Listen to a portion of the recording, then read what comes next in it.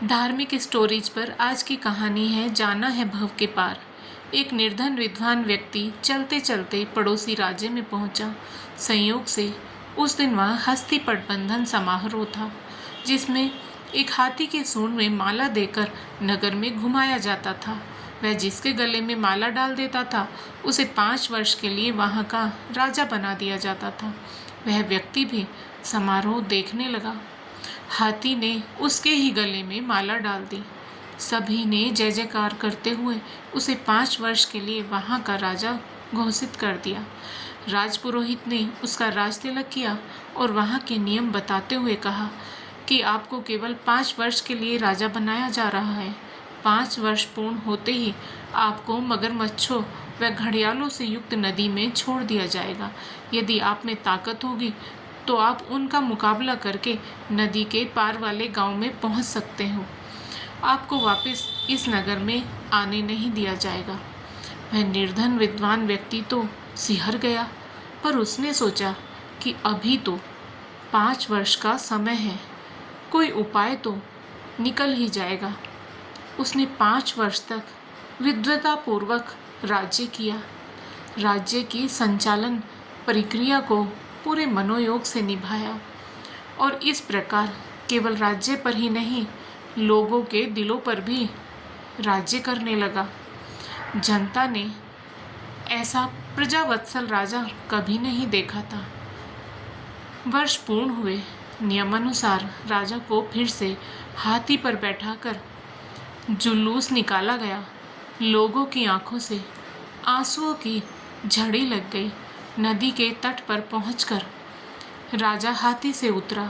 राजपुरोहित ने कहा कि अब आप नदी पार करके दूसरी ओर जा सकते हैं। अश्रुपूरित विदाई समारोह के बीच उसने कहा कि मैं इस राज्य के नियमों का सम्मान करता हूँ।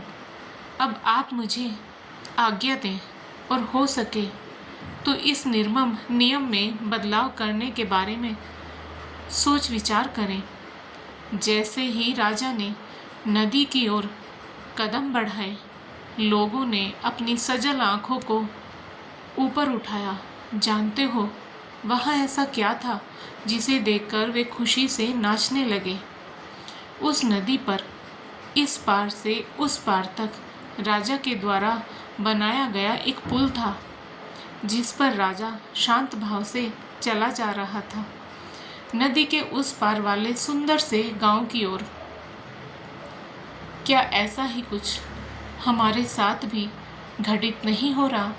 हमें भी कुछ समय के लिए श्वासों की संपत्ति देकर इस अमूल्य जीवन की बागडोर सौंपी गई है। समय पूरा होते ही हमें यह राज्य छोड़कर भवसागर के उस पार वाले लोक में जाना है, जहाँ से हमें फिर से इस राज्य में आने की आज्ञा नहीं है। यदि हमने धर्म ध्यान का पुल नहीं बनाया तो हम मगरमच्छों व घड़ियालों से युक्त नरकों में डाल दिए जाएंगे और उनका ग्रास बन जाएंगे। और अगर हम शांत भाव से भवसागर के उस पार वाले लोक में जाना चाहते हैं तो अभी से वह पुल बनाने की शुरुआत कर देनी चाहिए, क्योंकि आयु काल पूरा होने के बाद जाना तो निश्चित ही है। दोस्तों, आपको कहानी पसंद हो तो वीडियो को लाइक करें, शेयर करें, साथ ही धार्मिक स्टोरीज चैनल को सब्सक्राइब करें। नोटिफिकेशन बटन दबाकर ऑल पर करना ना भूलें। राधे राधे दोस्तों।